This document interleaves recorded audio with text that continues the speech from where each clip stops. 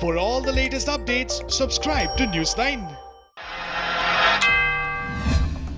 US President Donald Trump said that he is ordering a major reduction in US troop strength in Germany, a move widely criticized by members of his own party as a gift to Russia and a threat to US national security. The US currently has about 34,500 troops in Germany, far fewer than during the Cold War, when Germany was the central focus of American and NATO efforts to deter invasion by the former Soviet Union.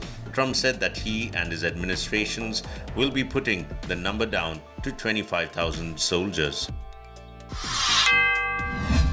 Donald Trump said that if the United States of America stopped testing, they would have had very few cases of COVID-19. States across the country, particularly in the South and the West, has seen spikes in COVID-19 cases as they have eased certain restrictions and have begun reopening their economies.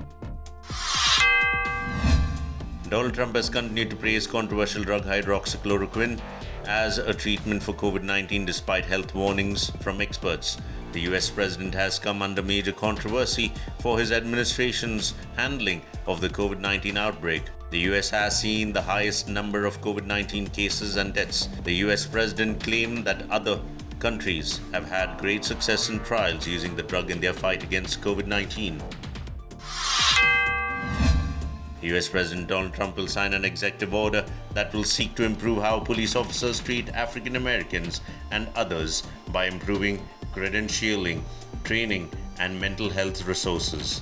The order comes after Trump has struck a strict law and order tone in his response to protests around the country sparked by the death of African American George Floyd while in police custody in Minneapolis.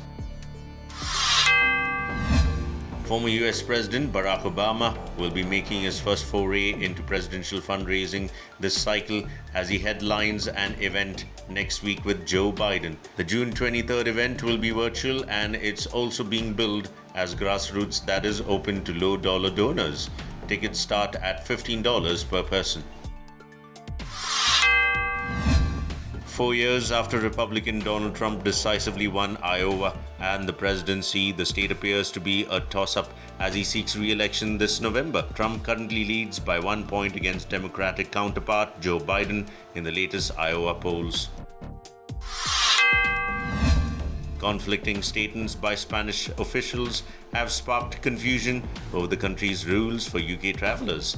Spanish officials said that travelers from the UK would not have to quarantine on arrival from Sunday, but Spain's Foreign Affairs Minister then said the country may impose a 2-week quarantine on Britons if the UK maintains its current travel rules. The European Union and the UK government have decided to intensify Brexit talks over the coming weeks amid growing concerns that both sides might fail to reach a trade deal by the end of the year. British Prime Minister Boris Johnson spoke with European officials on Monday, discussing ways to give new impetus to the trade negotiations, which after 4 initial rounds have not made any significant progress.